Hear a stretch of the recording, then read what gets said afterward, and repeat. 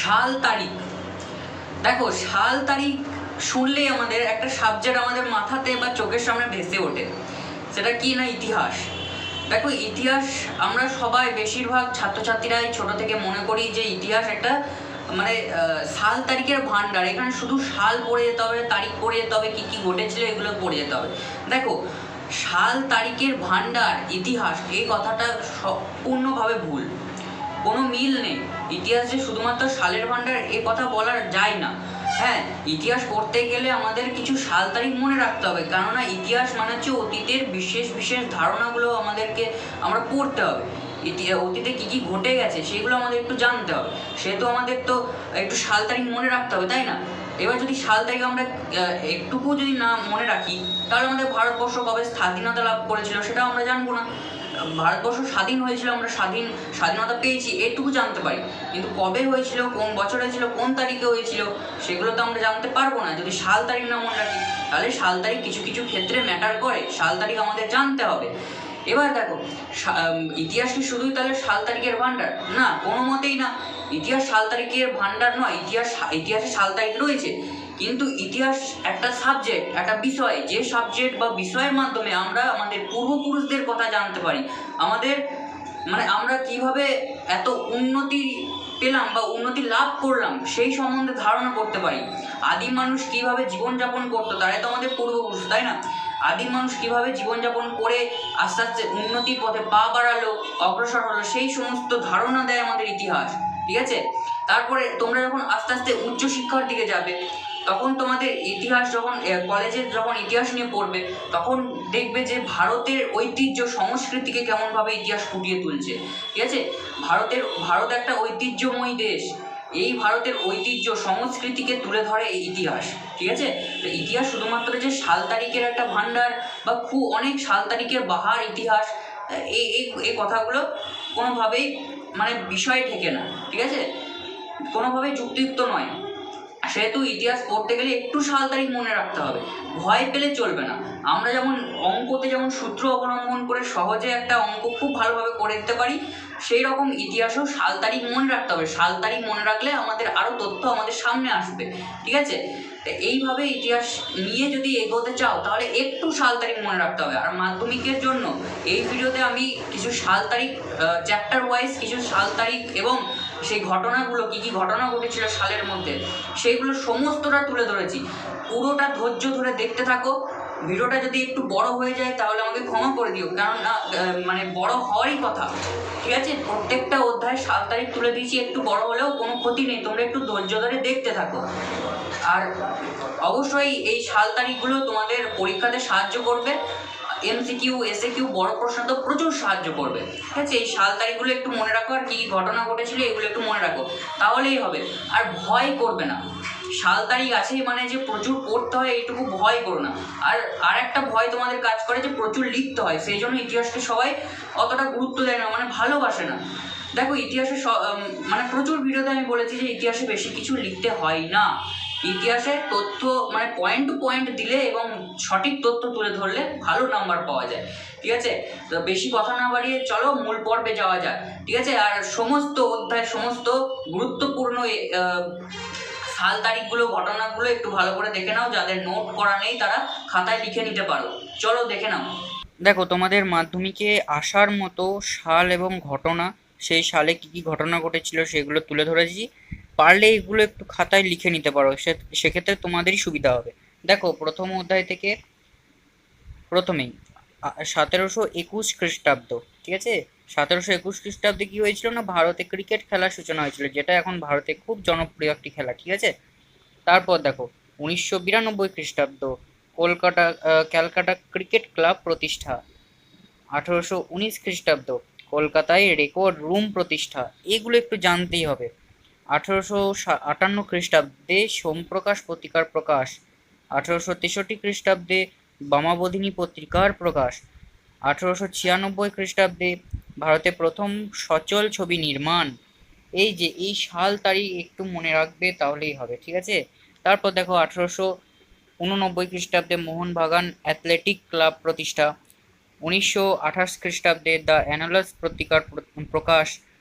1945 খ্রিস্টাব্দে বিপিনচন্দ্র পালের আত্মজীবনী 70 বৎসরের প্রকাশ। আর 2013 খ্রিস্টাব্দে ভারতের মঙ্গল অভিযান। তারপর দেখো 1912 খ্রিস্টাব্দে সুইজারল্যান্ডে ডিজেল রেল ইঞ্জিন ব্যবহার। সেই সঙ্গে ওই একই বছরে 1912 খ্রিস্টাব্দে রবীন্দ্রনাথ ঠাকুরের স্মৃতিকথা জীবন স্মৃতির গ্রন্থাগারে প্রকাশ পায়। ঠিক আছে, এই রকম দেখো একটা একই বছরে বিভিন্ন ঘটনা ঘটতে পারে, বিভিন্ন তাৎপর্যপূর্ণ ঘটনা ঘটতে পারে, শুধুমাত্র একটাই ঘটনা ঘটবে সে কোনো কথা নেই। ঠিক আছে, এবার চলো দ্বিতীয় অধ্যায়। দ্বিতীয় অধ্যায় দেখো 1813 খ্রিস্টাব্দ।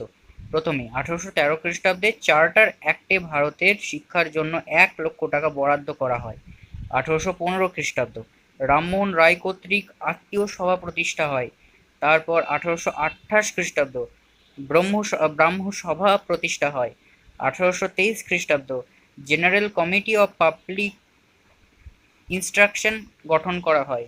ঠিক আছে, তারপর দেখো 1829 খ্রিস্টাব্দ, যেটা সব থেকে গুরুত্বপূর্ণ একটা বছর, যে বছরে অমানবিক একটা প্রথা যার নাম সতীদাহ প্রথার এটার নিবারণ ঘটেছিল।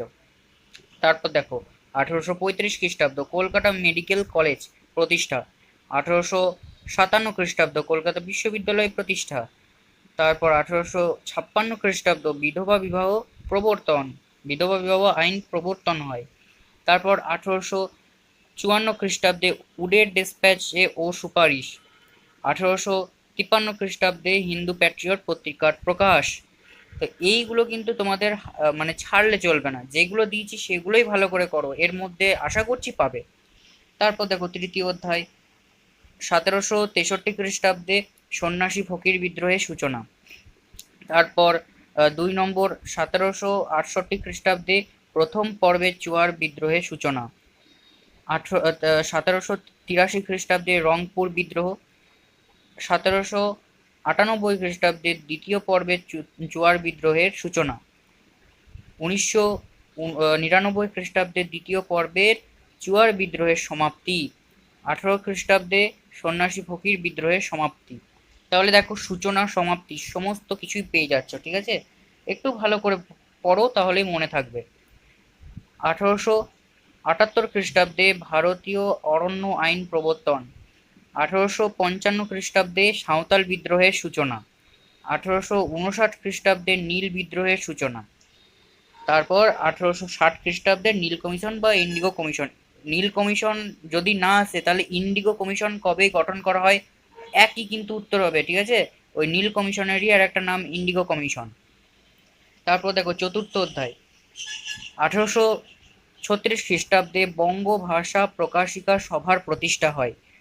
তারপর 12ই নভেম্বর, এবার একটু তারিখগুলো মনে রাখতে হবে। ঠিক আছে, 12ই নভেম্বর 1838 খ্রিস্টাব্দে জমিদার সভার প্রতিষ্ঠা হয়।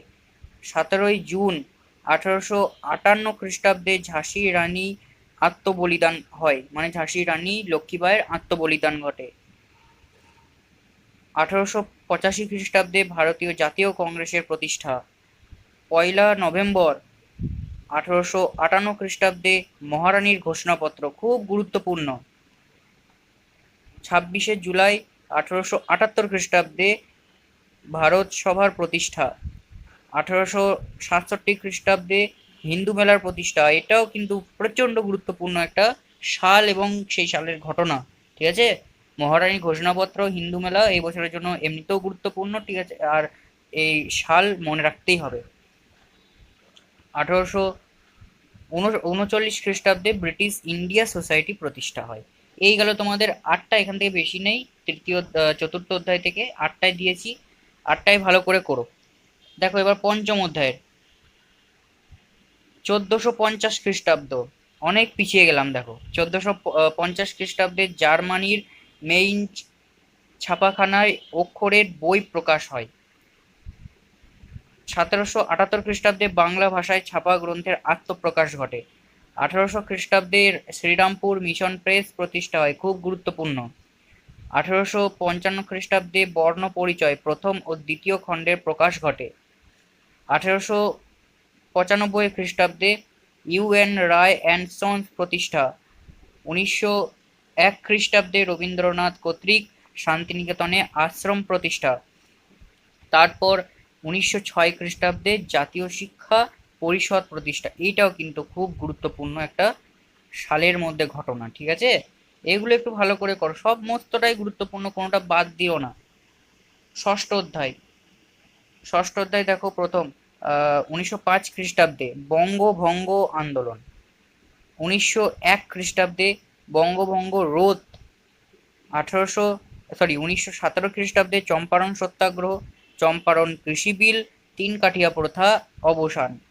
কতগুলো জিনিস এক বছরেই হচ্ছে দেখো, ঠিক আছে? এরকম প্রত্যেকটা বছরে প্রচুর প্রচুর জিনিস আছে যেগুলো উল্লেখযোগ্য, মানে উল্লেখযোগ্য ঘটনা একটা বছরেই অনেকগুলো ঘটে গেছে, ঠিক আছে? তারপর দেখো 1928 খ্রিস্টাব্দে বারদৌলি সত্যাগ্রহ, ওয়ার্কার্স অ্যান্ড প্রেজেন্ট পার্টি প্রতিষ্ঠা, এই দুটো ঘটনা কিন্তু ঘটেছিল 1928 খ্রিস্টাব্দে। তারপর দেখো 1929 খ্রিস্টাব্দে মিরাট ষড়যন্ত্র মামলা, 1930 খ্রিস্টাব্দে আইন অমান্য আন্দোলনের সূচনা।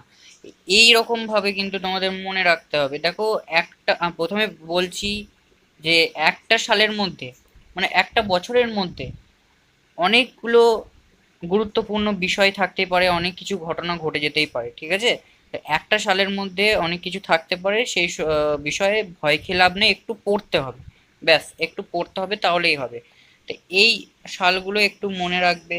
কবে তেভাগা আন্দোলন হয়েছিল, সর্বভারতীয় কিষাণ সভা গঠন, এইগুলো একটু গুরুত্বপূর্ণ আছে বলেই তোমাদের সামনে তুলে ধরেছি এগুলো, ঠিক আছে? এইগুলোই করো, আশা করছি এর মধ্যে কমন পাবে। মানে সাল নিয়ে যে সমস্ত ভয় বা যাই কিছু হোক না কেন, তোমরা পারবে সেটাকে, যেই রকম প্রশ্ন আসুক না কেন সেটাকে তোমরা লিখতে পারবে, ঠিক আছে? এই যে অনুশীলন সমিতি, তারপর স্বদেশ বান্ধব সমিতি গঠন, এইগুলো একটু দেখে রাখো, ঠিক আছে? তারপর এই যে মুজাফফরপুর হত্যাকাণ্ড 1908 খ্রিস্টাব্দে ঘটেছিল, এগুলো একটু মনে রাখতে হবে। তারপর শেষ অধ্যায় দেখো, অষ্টম অধ্যায়, ঠিক আছে? অষ্টম অধ্যায়, নাগাল্যান্ড প্রতিষ্ঠা হয়েছিল কবে, পৃথক নাগাল্যান্ড প্রতিষ্ঠিত হয়েছিল কবে, তারপর মহারাষ্ট্র ও বোম্বাই প্রদেশ তৈরি হয়েছিল কবে, স্বাধীন অন্ধ্রপ্রদেশ গঠিত হয়েছিল কবে, এই যে এইগুলোই শুধু একটু তারিখ সাল এগুলো একটু দেখে রাখো, আপনা আপনি মুখস্থ হয়ে যাবে, 3-4 বার রিডিং দেবে তাহলেই হয়ে যাবে, দেখবে। একটু মন দিয়ে পড়তে হবে, ঠিক আছে? তা এই গেল তোমাদের প্রথম অধ্যায় থেকে অষ্টম অধ্যায় পর্যন্ত পুরো গুরুত্বপূর্ণ যে সমস্ত সাল ছিল সেই সমস্ত সালের আহ, ঘটনা, তারিখ, সমস্ত কিছুই দিয়ে দিলাম। এগুলো একটু ভালো করে করো, আশা করছি এর মধ্যে থেকে কমন পাবে, এবং এগুলো করলে তোমাদের আর বড় কোশ্চেন বা শর্ট প্রশ্ন, যেই রকম প্রশ্ন তোমাদের কিন্তু ভয় থাকবে না, তোমরা নির্ভয়ে লিখতে পারবে, ঠিক আছে? বেশ, তাহলে ভিডিওটা অলরেডি অনেকটাই বড় হয়ে গেছে, আর বড় করছি না। তো চলো, দেখা হচ্ছে অন্য কোনো বিষয় নিয়ে অন্য কোনো ভিডিওতে, ততক্ষণের জন্য সবাই ভালো থেকো, সুস্থ থেকো, ধন্যবাদ।